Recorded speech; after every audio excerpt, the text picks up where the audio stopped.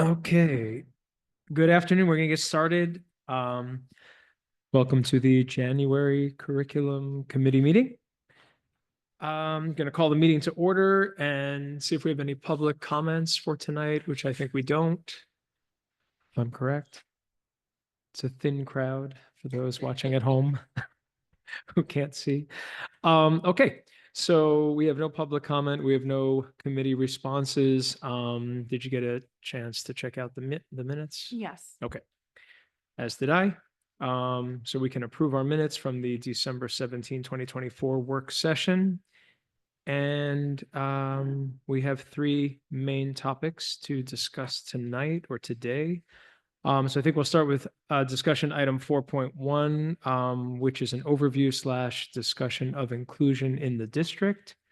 And we have some special guests who will be coming down. Okay. Mary Grover, Jen Gondak, come on down.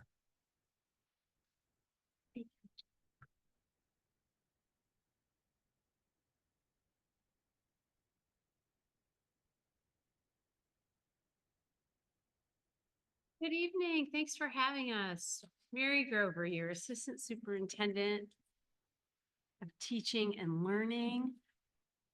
There, I'm Jen Gondak, the Director of Special Education. Thank you. Get started. Yeah, let's go. All right. I have some things here to share. So we wanted to open with this graphic of from Shelley Moore. Dr. Shelley Moore does some amazing inclusive education work out of Canada, and she has a great blog and videos that share some of the research around inclusive education. So just starting with kind of a visual to support this, she calls it the evolution of inclusion and talks through the historical perspectives and different policies and laws that have moved us further on this continuum. She's always asking them what comes next and what's more. But when we're looking at this, we've come a long way in the district around even before my time here, and being able to provide more inclusive learning experiences for students. One thing that I think is important is she talks about this continuum as we move from segregation to integration to inclusion. Really, it's the practices, the policies, and the decisions that are made and supported holistically. And we'll talk about some of those things today that move us towards true inclusion. It's not simply having students in the classroom physically present, but it's actually the teaching and learning and the way that that happens that moves towards true inclusion, and really being fully part of the classroom and school community. And it's really meeting the needs, the teachers meeting the needs of all students. We'll talk a little bit about the current state of inclusion. So one thing that we wanted to highlight was the professional development that is put out every year, 3 times a year. We have a fall, winter, and spring inclusive education flyer. So these are topics that come out of requests from our teaching teams and ESPs, meeting with principals and educators for inclusion, and also our staff members, that things that we are realizing we might have an increase in a certain need, or wanting more education in a certain disability area. So these are shifting and changing based on what we're seeing come from the field. So there's an example that Mary just passed out to folks as well. Co-teaching. So we'll talk a little bit about the continuum and the models today, but just really thinking through, we have a couple different inclusive education models. So at kindergarten through 8th grade, we have integrated co-teaching as our main model of integrated support. At LACS in the high school, we have direct consultant teacher, which is an integrated model where the special education teacher pushes in and provides support for an individual or small group of students in the classroom. We have some partnerships that have helped our growth of inclusion. We are fully connected with the PINE, the Program for Inclusive and Neurodiversity Education out of NYU. So we originally started with a few schools that had, we'll say, larger populations of students that were diagnosed with autism or were neurodiverse. We increased that to all 8 of our elementary schools and then into our secondary schools. And we've had quite a bit of faculty and staff participating in the professional development and doing online coaching sessions and cycles with the staff from NYU. We also have been partnered with the University of Rochester. We have a social behavioral consultant for students that are struggling to regulate emotions in the classroom. So she will come out and work with teens, and that's actually a kind of a wraparound support. She also will work with the families and the physicians at times as well. We also have our partnership with Project Teach, which is the mental health supports, which is in collaboration with our BOCES staff and medical folks. So we have, we'll say weekly to bi-weekly meetings where we will huddle on cases that could be individually talking about students or sort of informally talking about situations or cases that we're having struggles in supporting the behavioral and mental health needs of students. And then also we have our SUNY Cortland partnership where we've had many practicum and student teaching placements that are happening in our buildings, which have actually rolled into some of those folks becoming certified special education teachers as they're coming out of the dual certification program. So that's exciting. And I would add with the partnerships with Pine, I was just pulling up because they send us a heat map of what people are accessing, and that's a good feedback loop for us. So of the 230 courses that were completed this year through that professional development portal, the 2 top topics were differentiation with instruction and then visual supports and schedules. So that mimics the feedback that we're getting as far as what staff would like. And then we've had roughly 250 downloads of those materials. So staff are on downloading the resources that they provide. Some areas of success, we want to highlight the student-directed IEP process. We continue to increase the amount of students that are coming to their IEPs and 504 meetings and participating in those. We've had some really great feedback and have really seen student agency grow in being a part of those meetings and a part of the plans. Co-teaching, we have some teams that have been together for a while now. And when that co-teaching team is, those relationships have allowed the students to really sometimes not even know who the gen ed and special ed teacher is in the classroom. And sometimes there are more teachers, reading teachers, ENL teachers. So they're growing relationships with multiple adults in those classrooms. We've had some additional collaboration that's happening. Some interesting things around co-servicing students that have really complex disabilities. So we have certain situations where we might have an OT and a speech language pathologist co-servicing students, or an ENL teacher and a special education teacher co-servicing. And we're seeing some really great growth in the data coming from the students that are getting that sort of double dose of services. And we also started our in-house ABA program. So we have one staff member on board who finished her boards and passed her BCBA certification and has been providing providing ABA programming in the schools. And we've been able to keep, right now, we have around 14 students on the caseloads that may have been, we'll say, going to other locations, whether that's a clinic location or a BOCES setting, to receive their education with ABA programming built into it. And we're able to do that in a more inclusive and naturalistic way by keeping them here. And we have some areas for growth too. I think one area for growth is expanding our co-teaching models. So we have teams that are working together, but not using all of the different models of co-teaching. We'll share that in a few minutes. Using that prep and planning time for effective co-planning. And then we are always revising that scheduling and placement. So how the instructional schedule of the actual building impacts the service delivery for special education unrelated services, and also how we're placing students across classrooms and cohorts so that we can provide the most effective but also efficient services.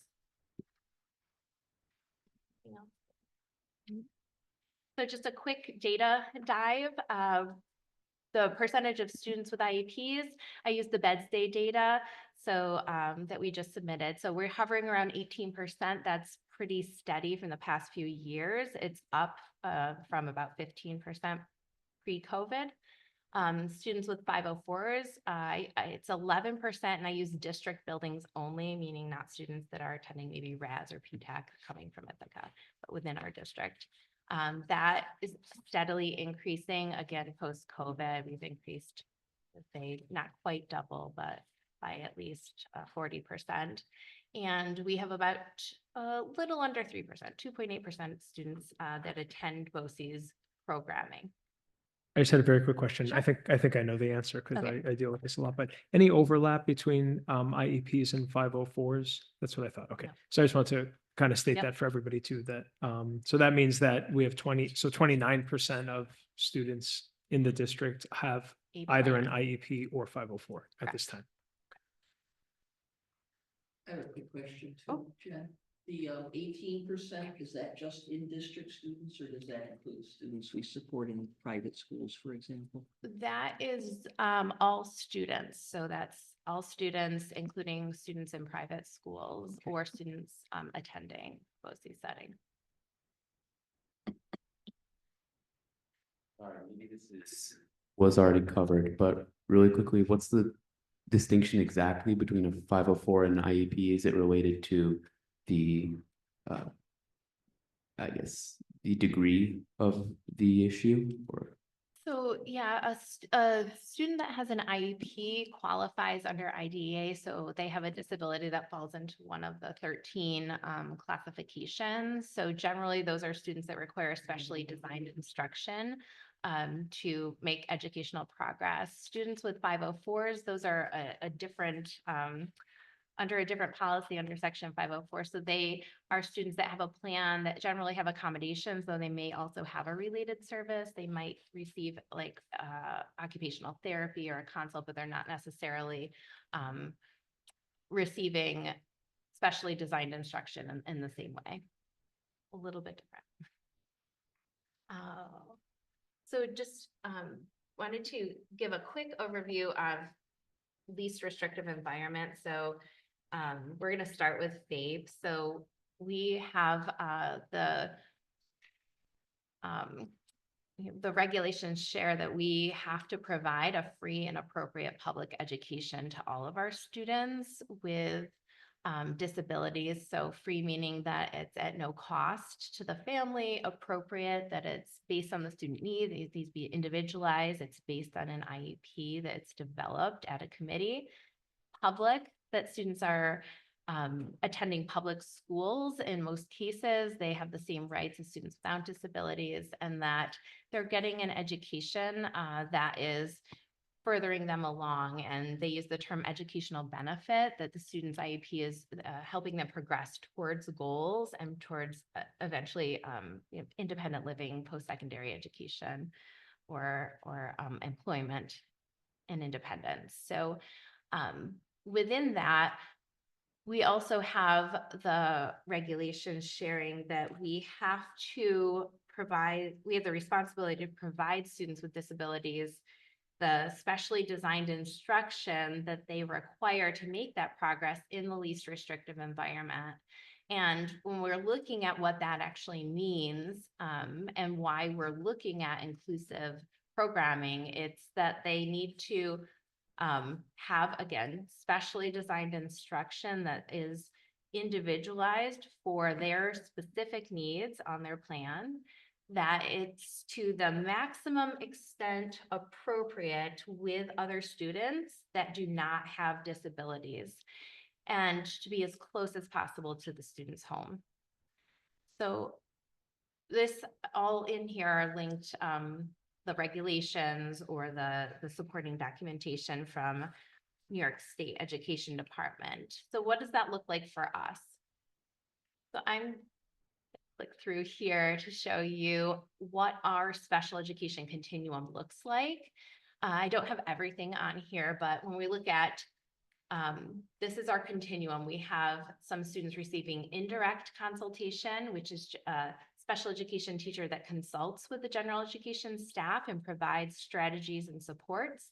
We have direct consult. Again, that's generally at LACS in the high school, where a special education teacher pushes into the classroom and provides specially designed instruction to an individual or group of students while they are receiving instruction in their general education classroom. We have resource room and special class. So resource room is supplementary specialized instruction that happens generally outside the classroom, though we do have sometimes where that's a push in and have integrated.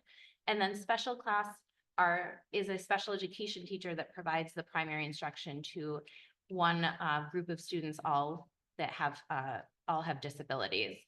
I have integrated co-teaching at the top here because it is the only one that's optional on the continuum. Again, that at kindergarten through 8th grade, we've opted into using the integrated co-teaching model. And there isn't, people have differing opinions, and it really depends on your district, but it can replace various things if the model can meet the needs of the students and students can work on the goals that are on their IEP. So you could have direct consolidated grade co-teaching. In some places, we've had kids that were in special class and receiving their education, and they've come to our district and received integrated co-teaching and still made the same progress. So that's why it kind of hovers above in here. But when we look at this, when we go to CSE, we must consider all the options. What are the options that we have available to us, and what's the most appropriate option to provide that specially designed instruction for that student so that they can work on the proposed goals that happen at the CSE. Any questions before I move on? I don't know where this would fit in, Jen, but maybe at the very beginning, maybe at this point. But one of the major factors in our special education program at this point is the use of aides and assistant teachers. I think it may be the single biggest factor, and I hope it's gonna, I don't know how you fit it in or where you fit it in, but I hope you'll address that at some point. Yeah. So if we can talk a little bit about the aides and assistants aren't a part of the continuum itself, as that's a program for the specially designed instruction programs, but they fall in the IEP under supplementary supports and services.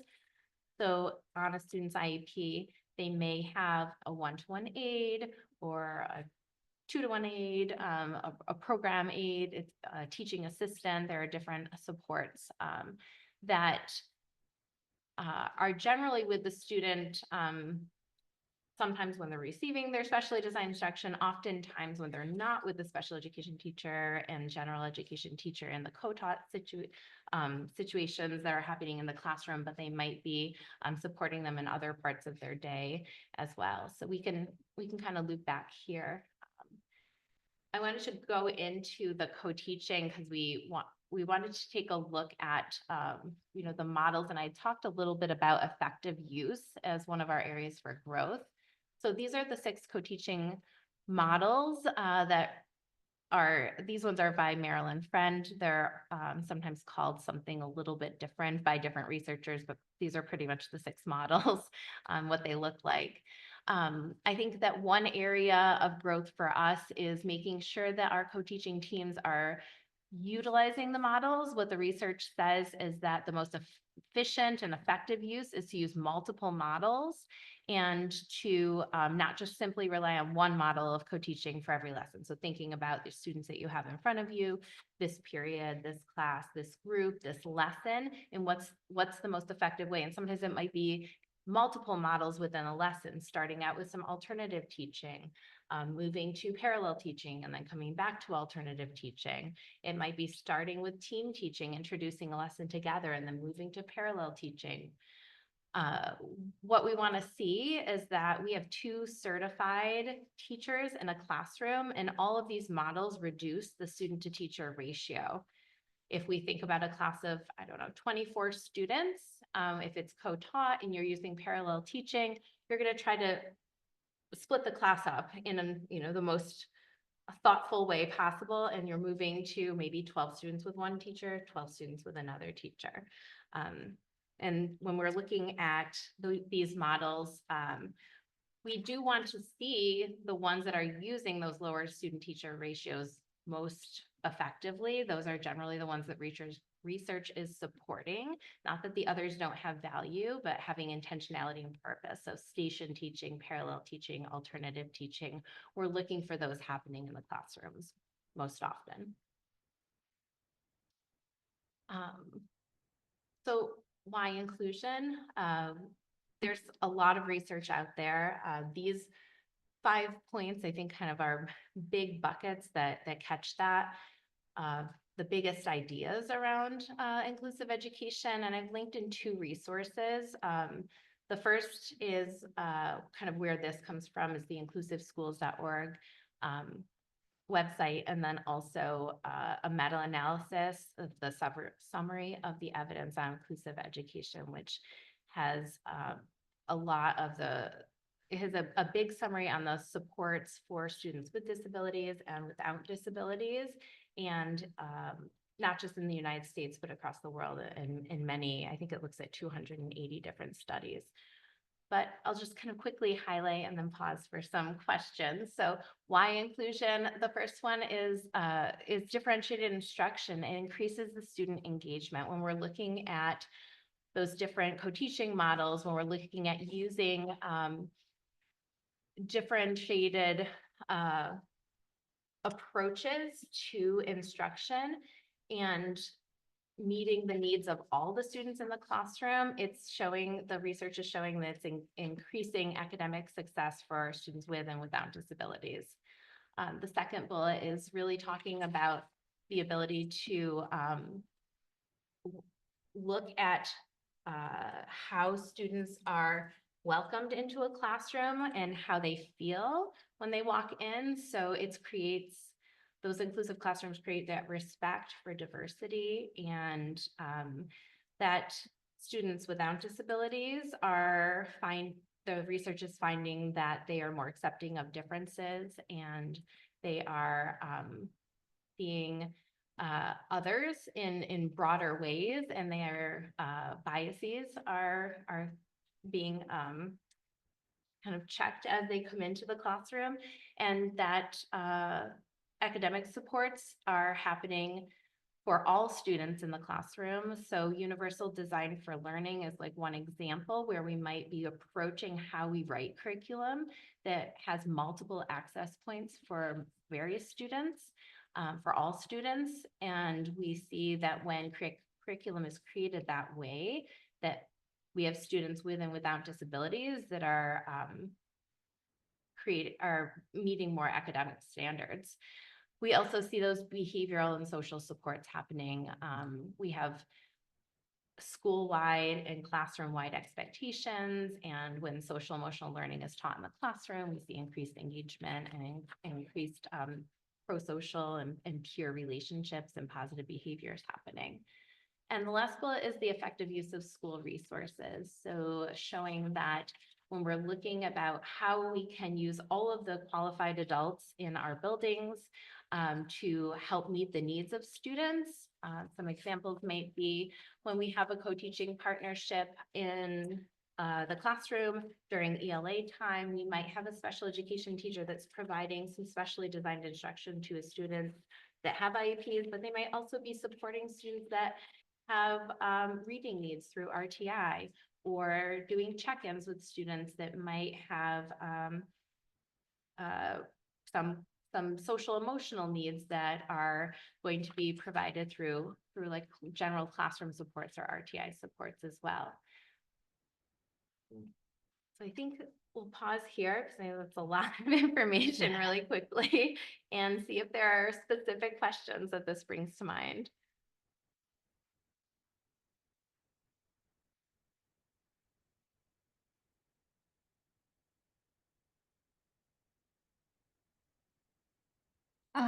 Thank you for sharing. Really appreciate it. My question always comes back to, I think there's no doubt that there's an enormous amount of research that indicates the positive outcomes that can come from inclusive education.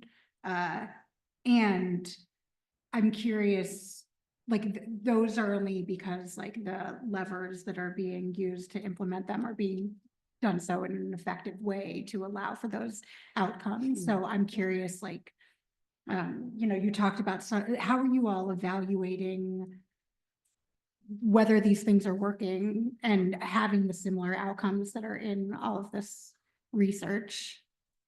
Yeah, I think, broadly, the biggest way that we're looking at whether or not the students are making progress is based on their individual IEP goals. So looking at annual review meetings, are students achieving goals? Are they making adequate progress towards the goals? And there's different ways to interpret that information, right? Is the model meeting the needs of the student? Does the student need a different model or a different level of support? But that's one way that we're looking at continued progress towards goals. I think the other way that, some of the EPPR process, I know that in my conversations with the special education teachers or related service providers that are providing services, that's a question that we're always talking about, is like, let's take a look at your progress monitoring. What's happening with your students? What are you seeing and what trends are you noticing? And then also, we talk about the models and the co-teaching and the pressure points, because sometimes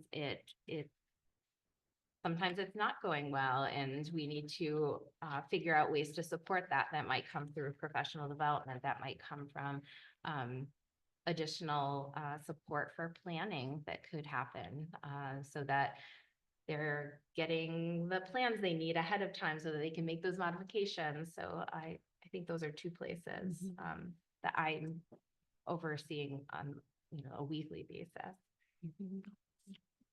Anything to add? The other point that I would say that we're looking at, so Jill, to come back to your question about additional adult support and what that looks like, whether it's a teaching assistant or an aide, which in the professional development handout, all of the ESPs, the educational support professionals we hire, are required to do this 11-week session that is asynchronous. Every educator for inclusion has a cohort that they support going through that content. So it's everything from writing a letter to the caregiver of maybe the student you're working with about their strengths.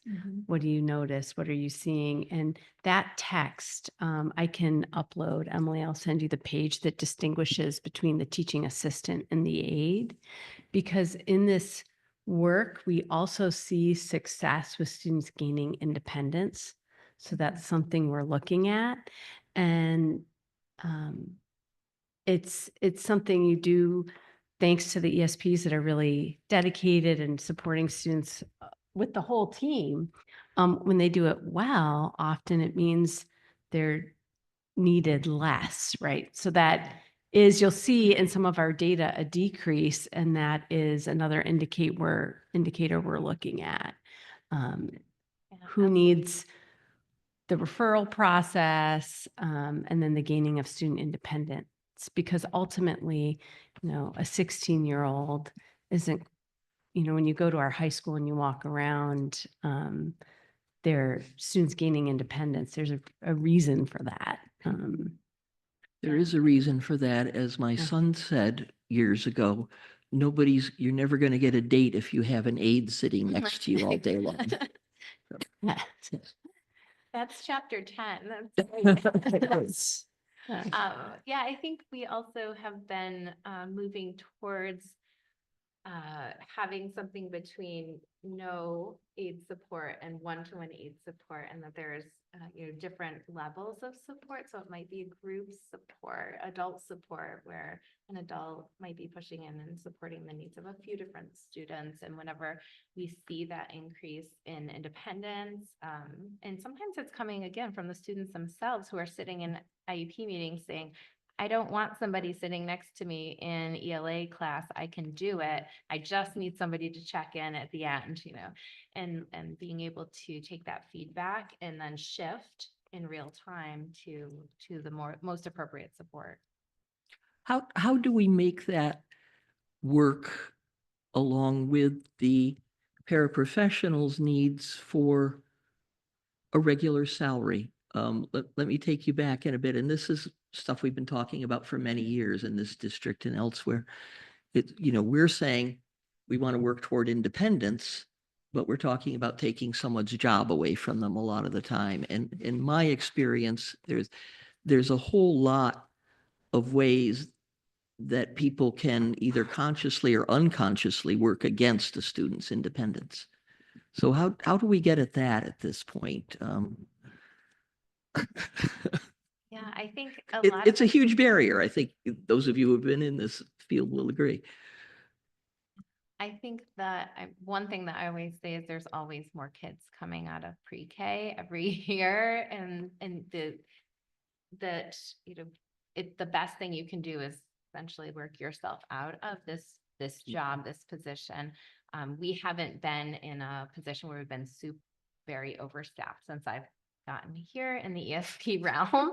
So we've always had, it's a very fluid situation. We have new students moving in every month. We have a new student coming from this place, and they may come with an IEP. And we're reevaluating those things. Sometimes they come with an IEP with an aid on the IEP, and we get here and we're like, yep, they definitely need this level of support. Sometimes they get here and we're like, actually, we can decrease this level of support, but it has been fluid. I would also say our most successful grow your own, as far as supporting folks getting certified in special education. This has been really, I'm really grateful to the ESPs who have taken advantage of their contract and pursued credits, done their student teaching. That is part of their contract. And so when we're looking at some of these unfilled special education positions and people who are in coursework to attain that degree, that is can be part of a progression of employment with us. I can think of 4 just recently that were TAs in our district and Oh, finished yeah, and got their special education certification. One more question, then I'll let others, if that's all right.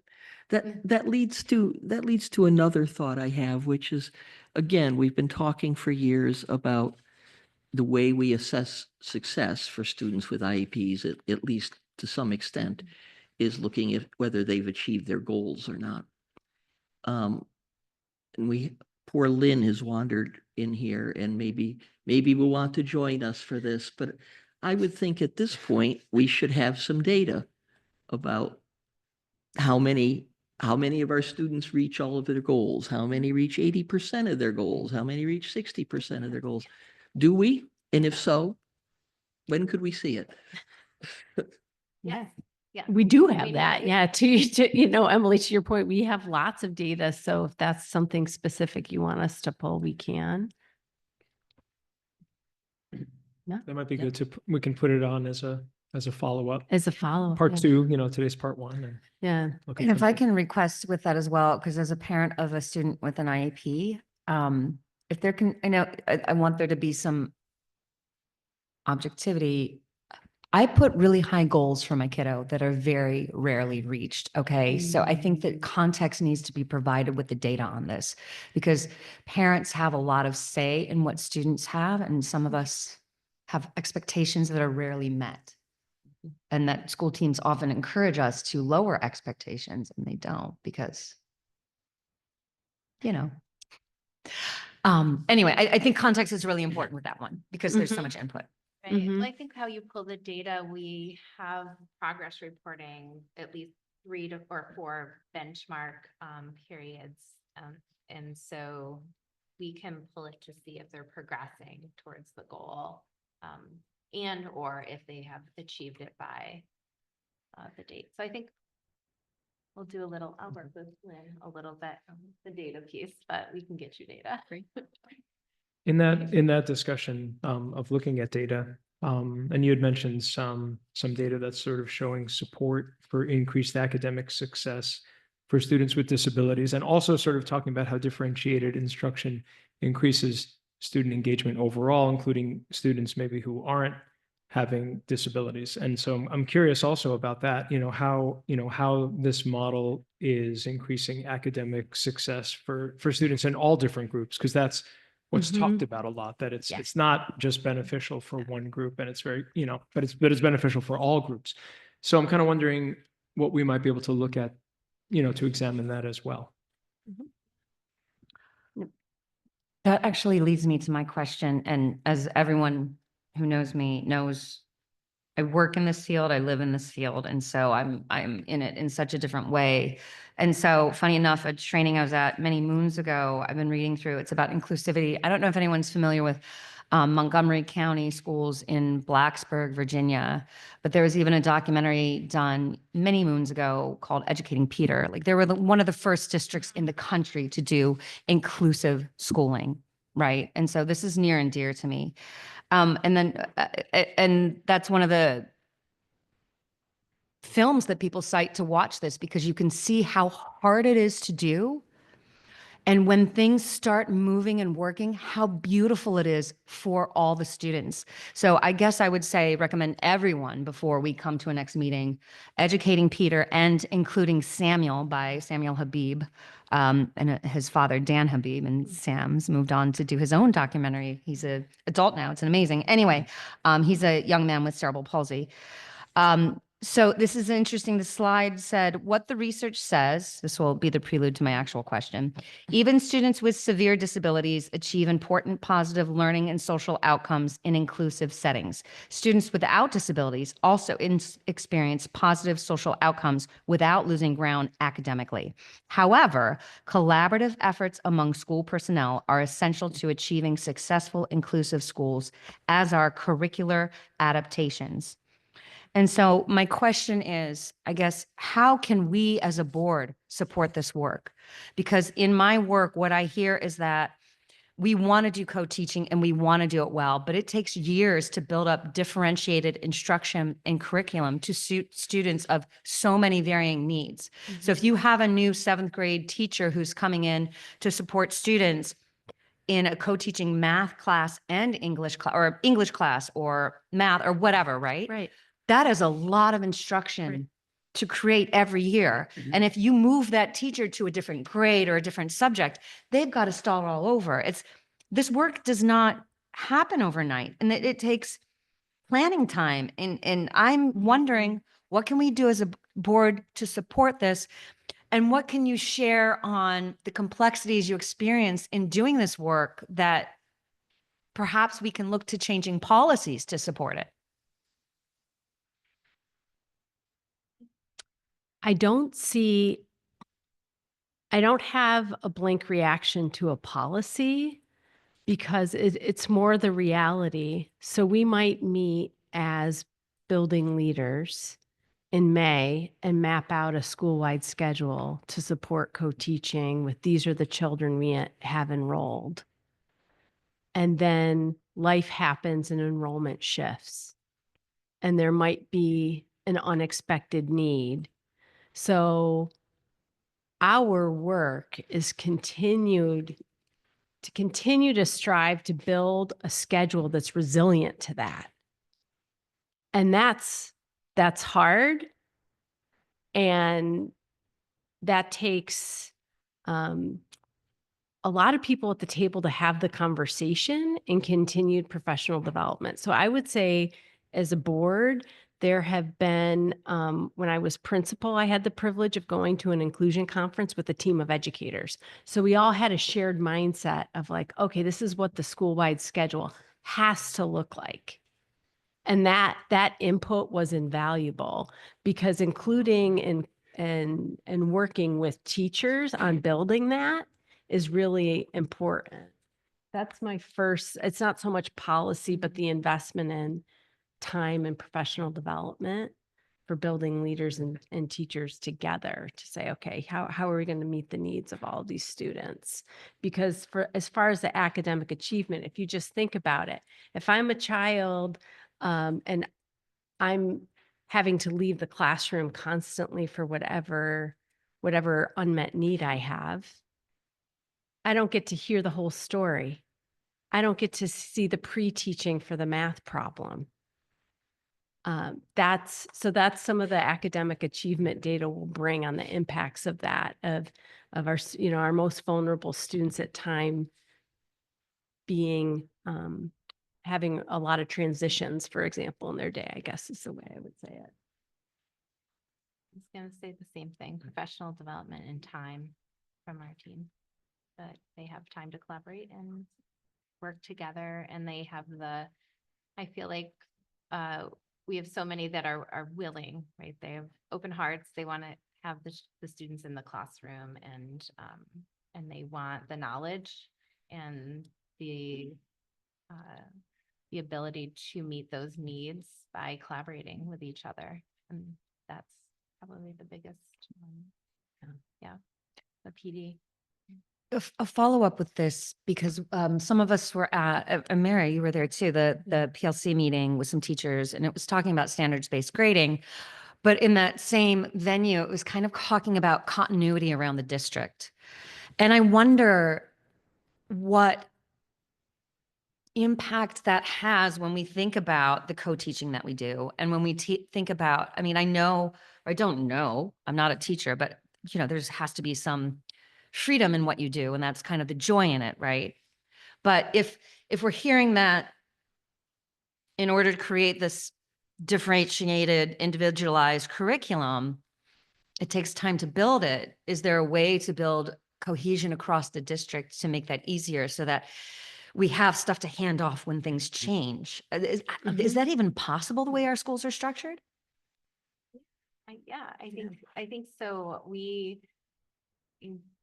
At the elementary level, we're using Eureka Math and we're using magnetic reading, and that has been a shift for some of our staff, but our special education teachers are already talking about we're all using this curriculum, like how do we make sure that these accommodations are put into place? Do we have a repository of the text that can be read by OCR reader, or just different things that we have in place, and sharing those across buildings. And then some is also just some of the materials around progress monitoring materials, reading passages, things like that we have a team that is actually excited that they're going to be able to do some sharing and creating more materials that can be used by everyone. So I think that's coming as there's more consistency happening across the curriculum.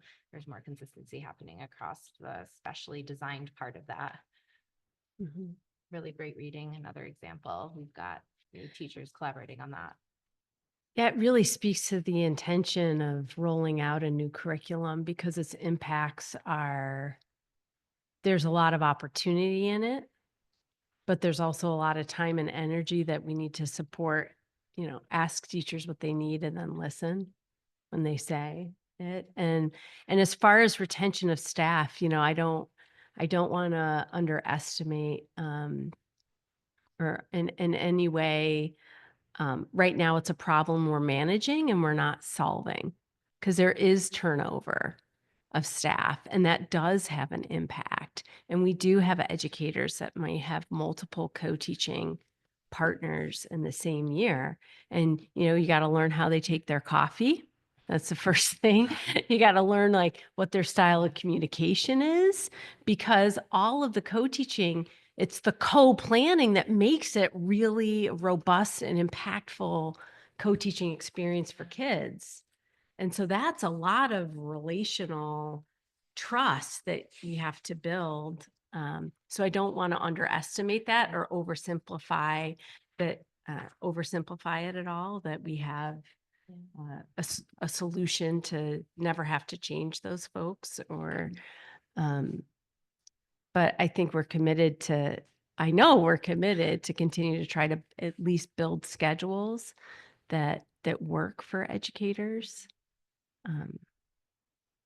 And offer professional development based on what they say they need.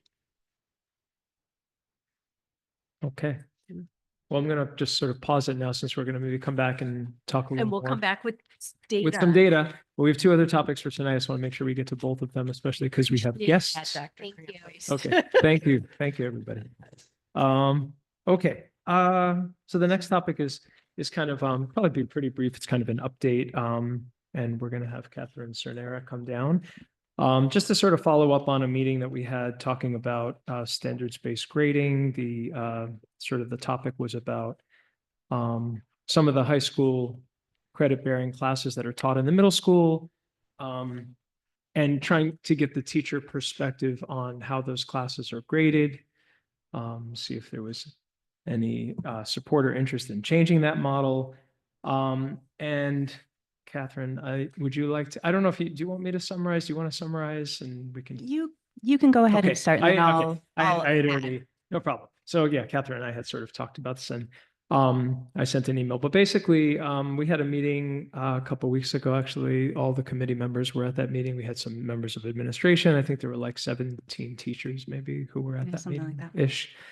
Sort of to talk about the grading in those classes. And I just wrote down, kind of 4 takeaway points that I heard from the teachers, and then we could elaborate on that or if anybody has questions. So teachers who were at the meeting clearly wanted to continue the practice of standards-based grading for all middle school classes.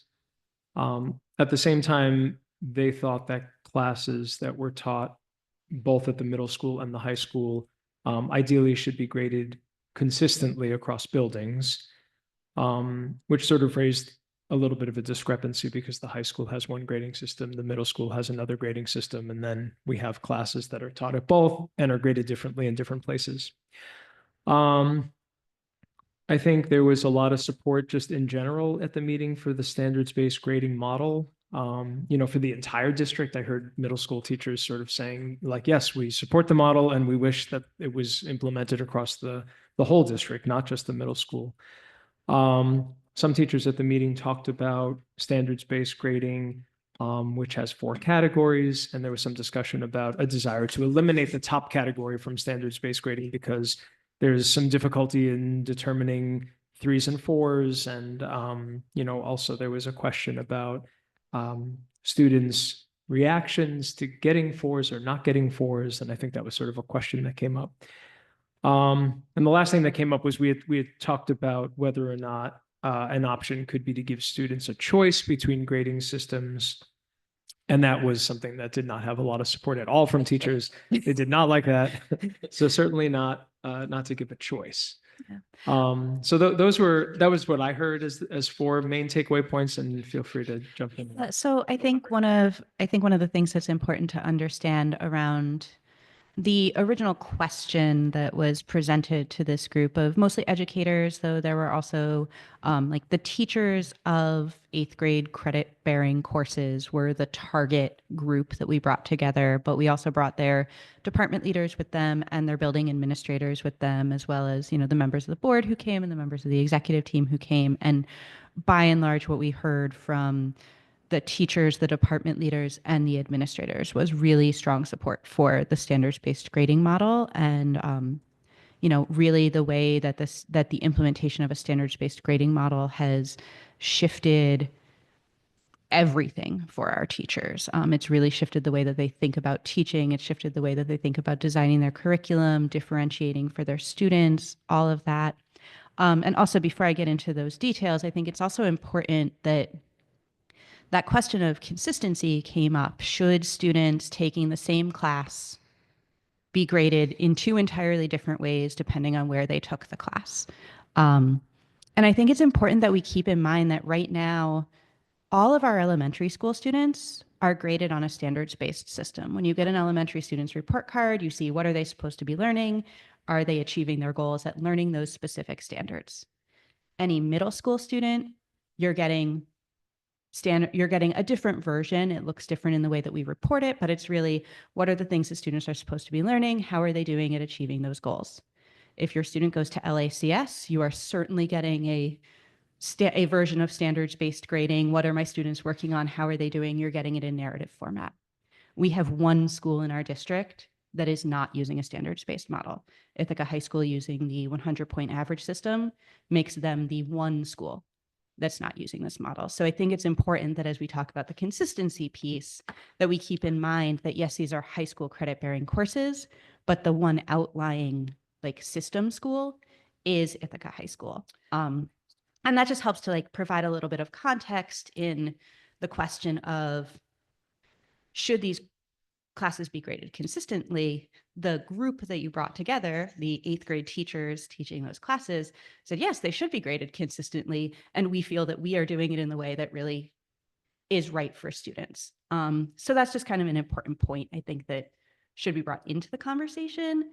But really, as we heard from these educators, it was a really, really remarkable conversation where we got to hear from our teachers about all of the ways that they feel that they've really shifted their practice over the past 5 years to really change the way they see their students as learners, the way they communicate with families about their students as learners, the way that they communicate with their students, the way students see themselves as learners, as people who have developed skills rather than, an A student, a B student, a 90 student, an honors student. It's really shifted all of the conversations and all of the work that our teachers at the middle school level specifically, and I came from the middle school, so I'm a little biased and directly in the experience.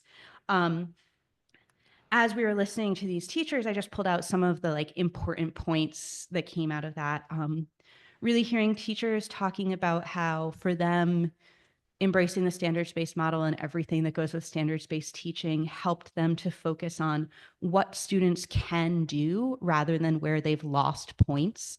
When you're thinking about that 100-point system, you're really thinking about, okay, if this was perfect, it was 100. And if it's not 100, where were they not perfect? And that's not really the mindset that you bring into a standards-based model. You really bring in, what is this? What have we expected the student to learn? And how are they doing there? I think one of the things that came out of that meeting for especially the middle school was that we have some work to do in the reporting system, that right now our report card system for middle school doesn't communicate standards-based grading in the same way that, say, our elementary does, and that is part of what makes it hard for caregivers to understand what do these grades mean. But really that this model really centers kids, really centers all kids. We had a special educator in the room who said that this is really this has been the best thing that's happened to him because it lets him talk with kids about celebrating things that they can do.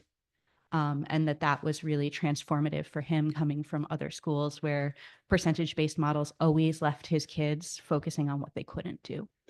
And really that the standards-based system better aligns with the portrait of a graduate and the way that the state is moving in terms of establishing what can our students do and what makes them ready for life outside of school. So I think that those were really important takeaways. And I know that there was also a question of how do standards-based grades inform college admission processes. And what we heard from a number of teachers in that conversation who've taught in other places besides Ithaca City School District was that they taught in standards-based schools around the world, and that the students from their schools around the world still get into top universities. That universities, especially the top universities in the world, know how to understand a standards-based grade. So worrying that a standards-based grade might be a barrier for admission is not necessarily a really important worry. And that's about it for me. Thank you, both of you, for the summary. I just wanted to add one piece from my takeaway. Well, two pieces. One, just to say thank you for organizing it. And I keep saying that I would be a very different board member if I could sit in a room with teachers and hear from them more often. So I really appreciated that opportunity. But the one piece, I think that though the conversation largely centered on the value of standards-based grading and whether they liked it or not, the question that we really came in there with was a little bit more nuanced and specific, and was really about like what the impact of just switching over the grading for these couple of courses would be. And so I don't want that messaging to get lost. And my takeaway from hearing from all the teachers is that it would be a significant burden on them in order to make that change. So even if it would be better for it to be consistent, even if it would be for whatever reason, it sounds like what they conveyed was that the burden that it would take on them to kind of reverse the grading practices that they've put in place over the last 5 years and begin to start grading differently between different classes that they teach would be significant, and therefore also having to change not just the way that they were grading between those classes, but the way that they were approaching instruction in those classes. So I think that point is important, that if we're looking, even if there would be some benefits to changing, that sounded so significant to me. And I would be concerned as a parent about the amount of time that it would take away from a teacher's planning time and other time to be able to kind of make that shift. That at this point, it didn't sound like the reward and risk would really even out. So just to capture that as well. Yeah, a lot of the teachers who teach those classes don't only teach those classes. So it would be using two completely different mindsets and systems in the same school in the same day. So definitely, I'm glad that you picked up on that. One of the things I found a couple things really striking in that meeting that actually make me wonder why we're still having this conversation. One is that one of the things that one of the teachers said was, I'm very confused why we're asking this question and not asking why we're not introducing standards-based grading at the high school. And that has really just kind of been with me ever since that meeting, thinking about how important it is to hear from teachers, because I was really on the fence about this decision. And then the other thing that was very striking to me was one of the teachers from Boynton mentioned that his students, and I don't want to get it wrong, it was Emerson, and he mentioned, do you remember, do you have it in there? Because I don't want to misquote, but like the fact that those students would have had to have taken a test again, or did have to take an entire course again. What was this? Well, what I have is that he was really talking about, let me see. A group of students who were English ENL students, right? Yeah, well, he was talking about how, in his experience over years, how students of color and IEP students really struggling to get to a 65, struggling to just actually accumulate the points to get to a 65 in a percentage-based system, whereas using a standards-based system, he can look at, can my kids communicate? He's a Spanish teacher. Can my kids communicate proficiently in Spanish? Can they enough to be able to be understood and enough to be able to move forward. And that's the piece of looking at your students as learners. What have my students learned? What can they do, rather than looking at students as a percentage of points accumulated over time. Yeah. And how I mean, it just really struck me as harm being done to marginalized students by going backward, basically. Yeah, I mean, a lot of people when in this conversation talking about could it be reverted to that 100-point system, a lot of people, like, if it had to be, people could, but it's going backwards. It's really, and it's not in line with the pedagogy and the philosophy and where our district is going, where our state is going, that it really is just not meeting the needs of so many of our students. And that standards-based grading is doing a much better job of meeting those needs of our learners. Right.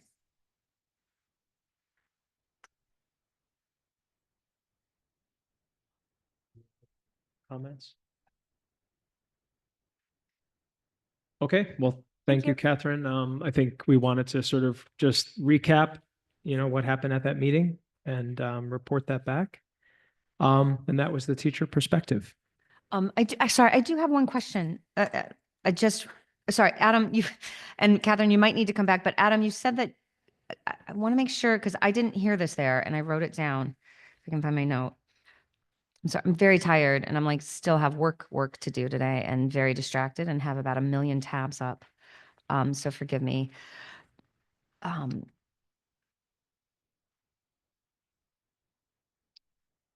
sorry, so I can't find my notes because I don't know which inbox I put them in. But you mentioned that there was someone mentioned difficulty grading differently somewhere. Because I want to make sure that we get this right, because I didn't hear anyone having a difficulty in discrepancy between the 8th grade standards-based grading for high school courses anywhere. Did anyone hear that in the meeting? Can you say exactly what you meant about that? Oh, I'm not totally sure what you're referring to, but I was talking about if you take algebra in middle school and you take it in high school, that you're graded with a different grading system right now. Right. And but you mentioned that someone somewhere in that meeting you heard someone say, what about that being problematic? At the top of the meeting, when you summarize the meeting, and I hate that I cannot find my stuff. Are you saying what I said today? Yeah, you summarized it with it. Oh, I said that, I'm just looking at my own note. It just that teachers wanted to continue the practice of standards-based grading for all middle school classes, and they thought classes should be graded consistently across buildings, meaning the high school versus the middle school. What do you mean by that? Consistently across? Yeah, across buildings. So what do you mean in the If you take- application of what we're talking about here with if standards-based you grading? take algebra in the building of Boynton, Mhm. then you're graded 1 through 4. And if you take it in Ithaca High School, you're graded 0 to 100. So that the grading is different in different buildings. You could take the same class in one building or the other building, and there's a different system of grading depending on which building you're taking it in. Right. I didn't hear anyone mention that was problematic, but you did. That's what I'm asking. Oh, you mean that? Did you- anyone say I that think was that there was problematic? an acknowledgement that they would prefer, it would be better if they were graded. the Teacher, same. teachers, Okay. teachers basically said, we don't, I said something like, what, how could we, like, how do we justify the fact that there would be this grade here and that grade there? Why would we want them to be graded differently? And everybody in the room basically said, no, we wouldn't want them to be graded differently. Okay. We would want them to be graded the same. It was just that they said we would like them to be graded with, with a standards-based grading system as opposed to a 0 to 100 system. Okay. I just wanted to make sure that we heard the same thing, because at the beginning, I thought that we heard something completely different. And so I'm glad we clarified that. Okay. Okay. Thank you. Sorry to call you back a second. Okay, thank you. Okay, so we're going to move on to our last topic. The last topic is a middle school math update, and I think we're going to have Dan McGrath come down. And Lauren, are you coming down or you're just visiting? I didn't. Okay, Lauren's just here. Lauren's here. That's good.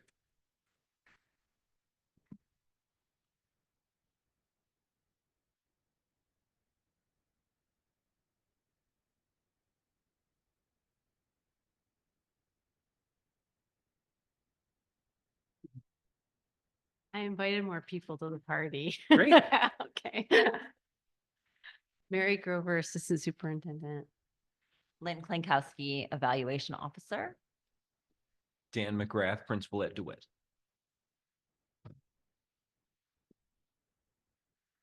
Welcome. I'm just going to start us off. I want to press on this link. So if folks are looking at home in the slide deck, this first page, this is on our website.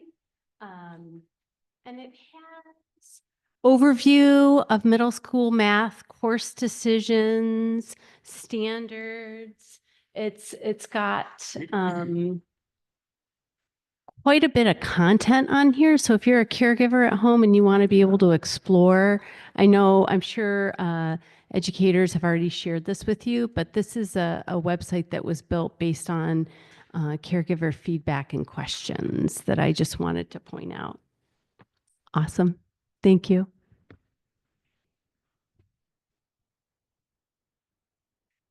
And now we're going to give a brief overview of what inspired the shift. Dan, I'll Yep. pass it to you. Yeah. All right. So I was teaching math when we were talking about all of these things. So some of the things that inspired the shifts and the conversations we were having in our PLCs at that time, we had recently made the shift to the Common Core standards. We're now on the next gen standards, but we were noticing that what the requirements were for each of the levels was more in depth than what we had been doing previously with standards. In conversations with the high school with our acceleration model, and I'm just going to pause for a minute. Previously, our acceleration model was at the beginning of middle school, end of elementary school, however you want to look at it.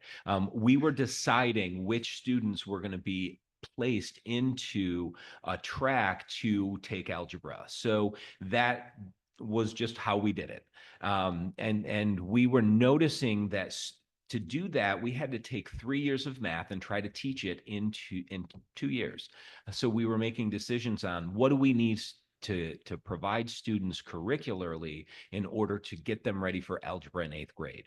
And a lot of those decisions were taking out some geometry standards. So when they were getting to the high school geometry course, some of the foundations weren't there. So across the board, we were missing some foundational math coursework that the students that were accelerating, we were expecting they should be in the 90s. They should be at the top of the class, and they were struggling with some of the content, and those outcomes were not being met. So it was a surprise to us.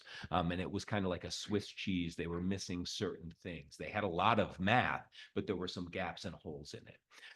We also were looking at a need for more differentiation. When we had classes that were accelerated I was teaching at the 8th grade level, and we had algebra and we had expanded, and then we had math 8. And we were talking the math 8 and the expanded course, when we switched to the new standards, were pretty much the same. So we understood we could just teach one class and differentiate within the class. Sorry, expanded is like a, what is what does that Expanded mean? was a long time ago. It was the 8th grade curriculum with some additional topics where they would go more in depth. When we switched to the Common Core, we didn't need to go any more in depth. So it was really just math 8, and we acknowledged that we continued to have those 2 classes, but there wasn't a need anymore. And the final thing is we were looking to push that acceleration point to 7th grade. We wanted to really get to know our students in the middle school.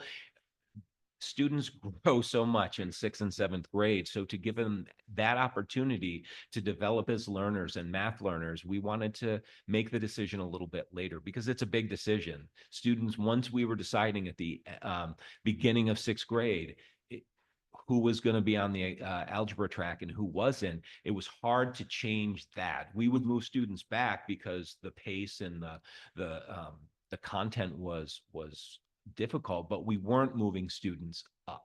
So those are the things that kind of inspired why we wanted to make the shift.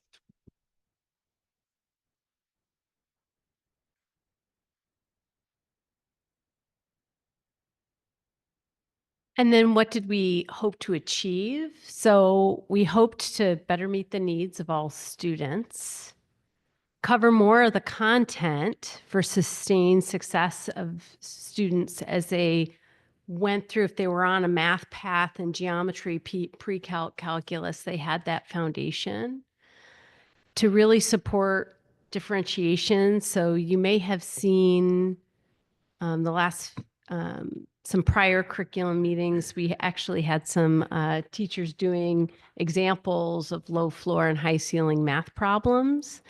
And caregivers might see now on their students' homework in middle school the mild, medium, and spicy options for the worksheet. So how much worksheet or math problems. And then just we had hoped to increase access and opportunities for more students to accelerate.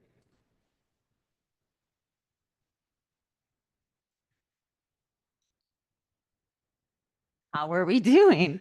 I'm going to share a few, just a few graphs updating data points that we shared last year. So this graph here is showing enrollment in Algebra 1 at our middle schools combined and Ithaca High School. So you can see for our current year, 2024, 2025, we have more students enrolled at Algebra 1 at the middle school level than we have in years past. So that is a celebration, right? We're moving.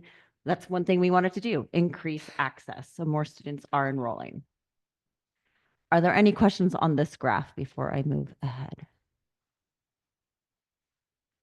Yes, This Jill, is probably obvious to everyone else. Do they take the Regents at the end of the year, the 8th grade? they do. Yes. Yep.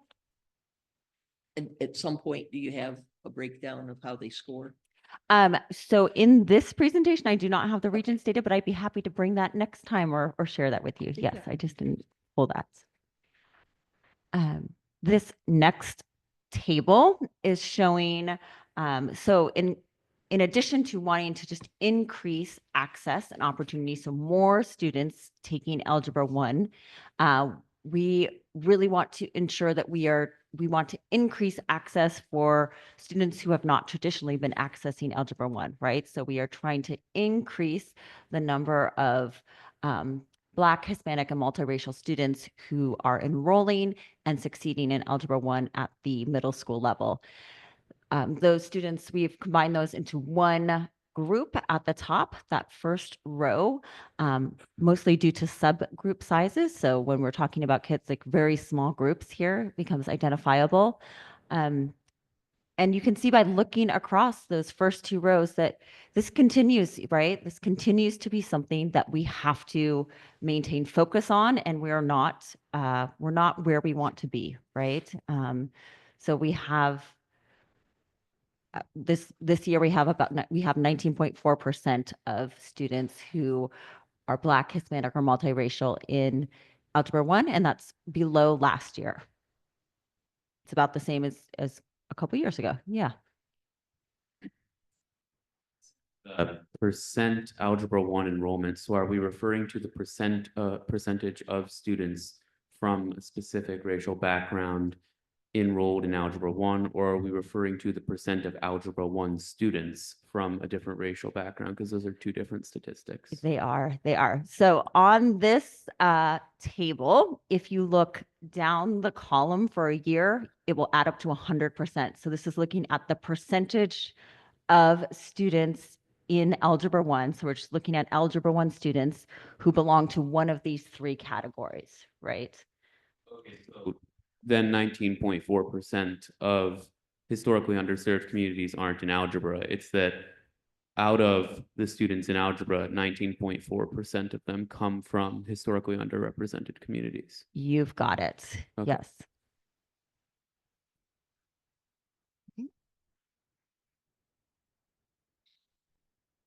I'm going to move ahead. This was the most controversial and maybe confusing chart from last year, but I still maintain that it is probably the best way to look at this. So I put it in.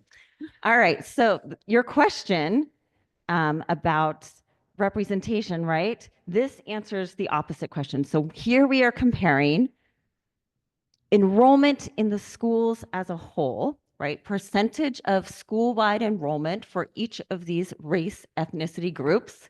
That is the gray line.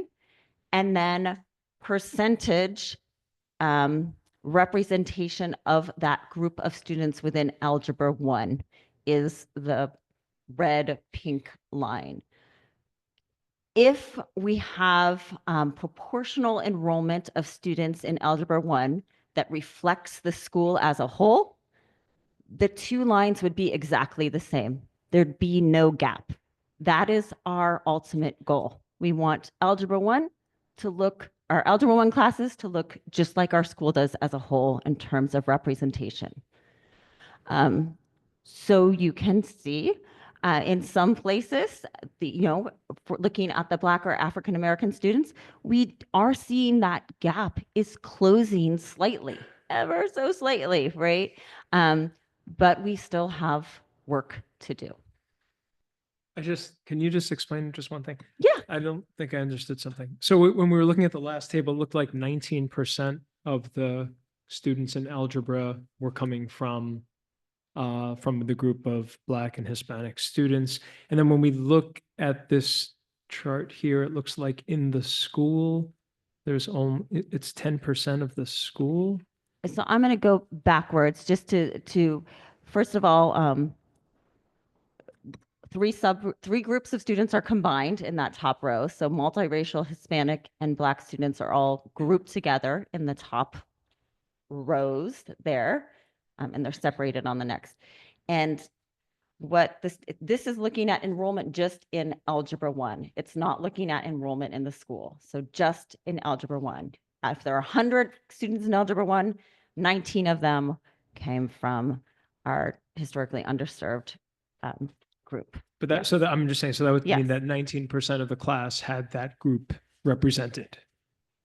Like 19% of the students come from that group. In the Algebra 1 class. But I guess when we looked at the last Yep. chart, it looked like 10% of the school was in that group. So then are we saying that there's a larger percentage represented in algebra than there is students in the school? Or was I reading? That was my question. No, Was I- well, here they are separated. So we'd have to combine those three middle groups. And I can do that for you. I just didn't do that here. So we would have to collapse those. And I'm just off the top of my head, our Black students are about 7%, Hispanics around 11%, multiracial is around 12%. So it's Okay, above. so it's like yeah. 30% Yeah. versus like 19%. Correct, Yeah, that was what I was yes, trying yep, to get at. Okay, yep. thank you. Yeah. Mind if I ask one more question really quick? So- So if we go back to slide 5, which was Algebra 1 enrollment, it was noted that Algebra 1 enrollment, slide 5, I think it's no problem. That one. So it was noted that we're seeing an increase in students enrolled in algebra.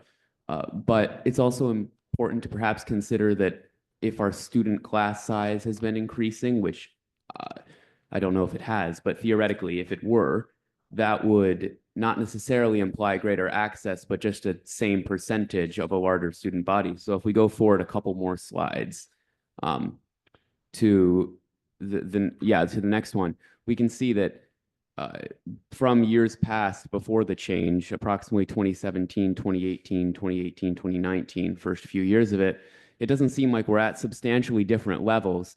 And it was referenced that we're seeing an increase in the Black and African American population's representation, but the increase is very slight. And we saw a similar increase several years ago that went back down immediately. So it's hard to tell whether there's any statistical significance to that finding.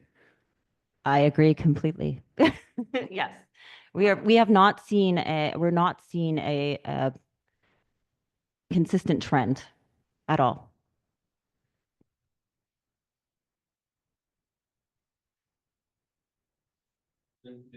That we don't really know if we're increasing access because there is no trend. We just know that access has remained relatively similar across past several years. That seems reasonable to say.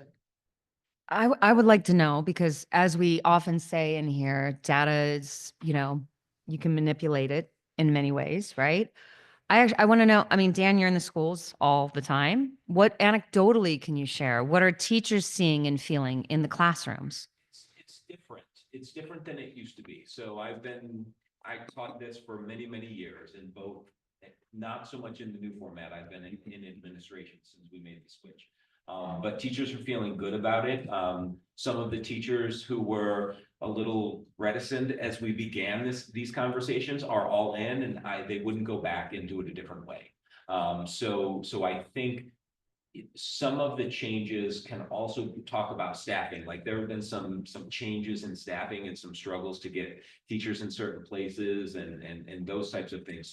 So I think there are so many variables at play when we look at these numbers that we see some inconsistency, but it might not be our program and what access we're creating. It could be some other variables underlying that would affect our neighborhood. But I think access is improving. The way we're communicating, students are demonstrating math ability to be placed into algebra as opposed to it's the course to be in, so we're going to ask that our student is in there. It was teacher recommendation. Parents could override that. But now we have a group of students that are demonstrating mathematical proficiency with multiple opportunities to be in that. And I'm going to ask my question that I feel like I'm always going to ask now. What can the board do to support this work to help out? We need more time to work on curriculum to make sure that curriculum is consistent. Making sure our co-teaching pairs are as consistent as possible because those things have been fluid and making sure that happens. And then we just need time for our teachers to sit down and create.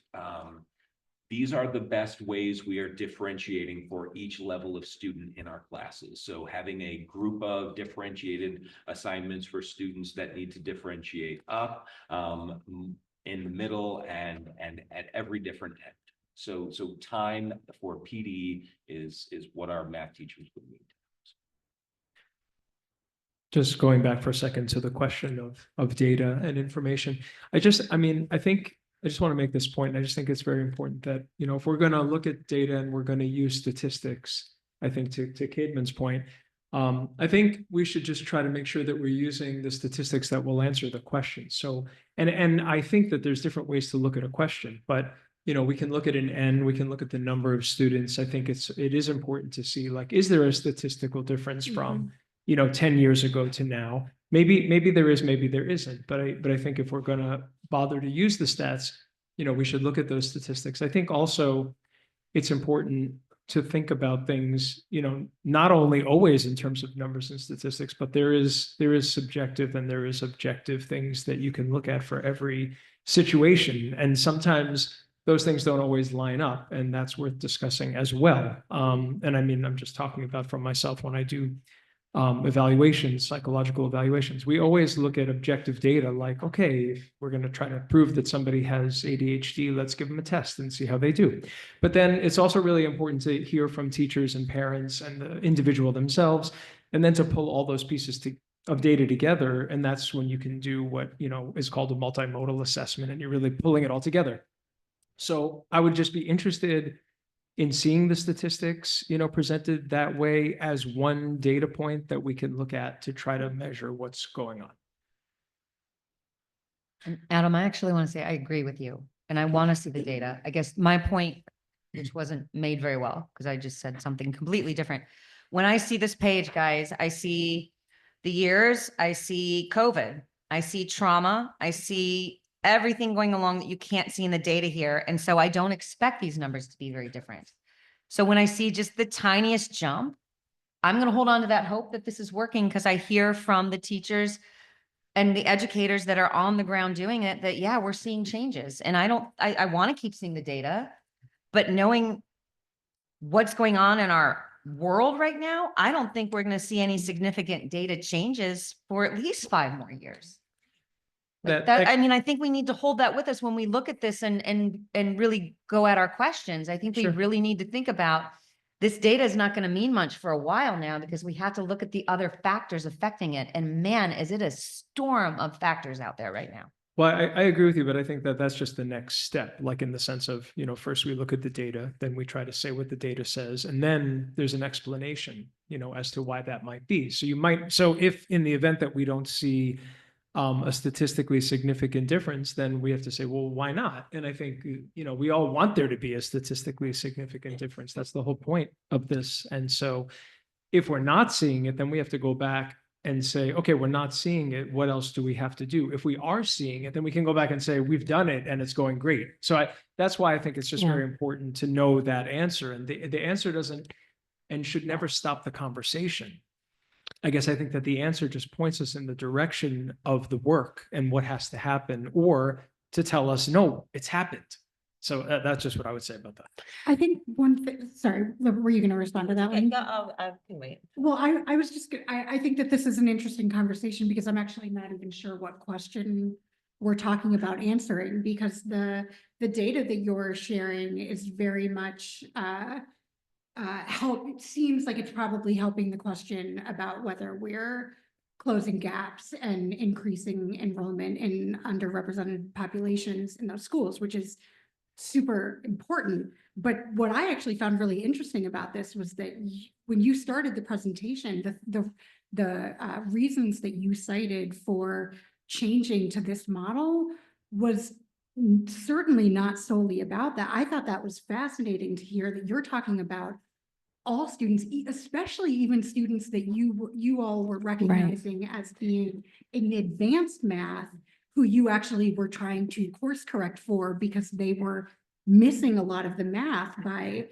accelerating them. So I just want to, I think that the data that we're looking at right now, and I know that there's tons more, is telling one important story, but it is interesting that this, while detracking math, certainly in my impressions, was always about like making sure to in the name of equity, basically. But what I'm hearing is that actually it seems like it was a course correction for everyone, because you felt like just accelerating math in general can create problematic or missing out. And that actually adds lots of questions for me about like, what does that mean?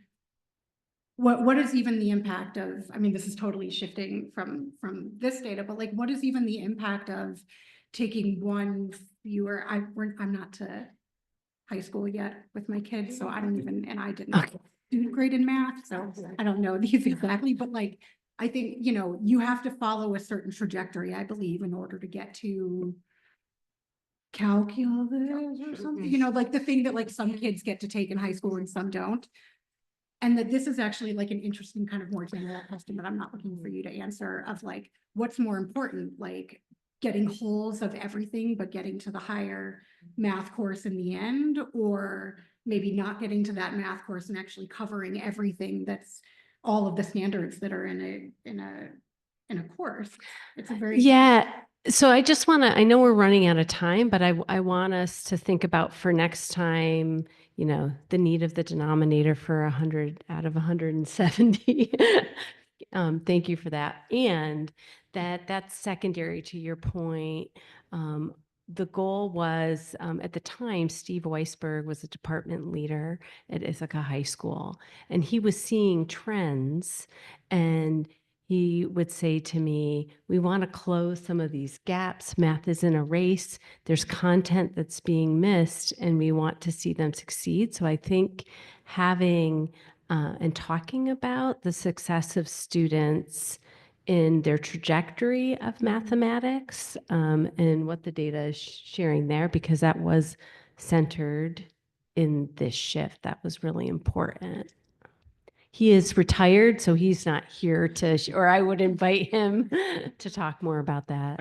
I'm sorry, I'm really sorry, Caitlin, but I think we're out of time. It's 6:01. I'm so sorry. So, okay, so we're gonna stop for now. We may come back and continue this conversation a little bit more, as I always say about all of our conversations. Thank you for the dialogue and the conversation and the presentations, and we'll see you guys next time. Thanks, Tana.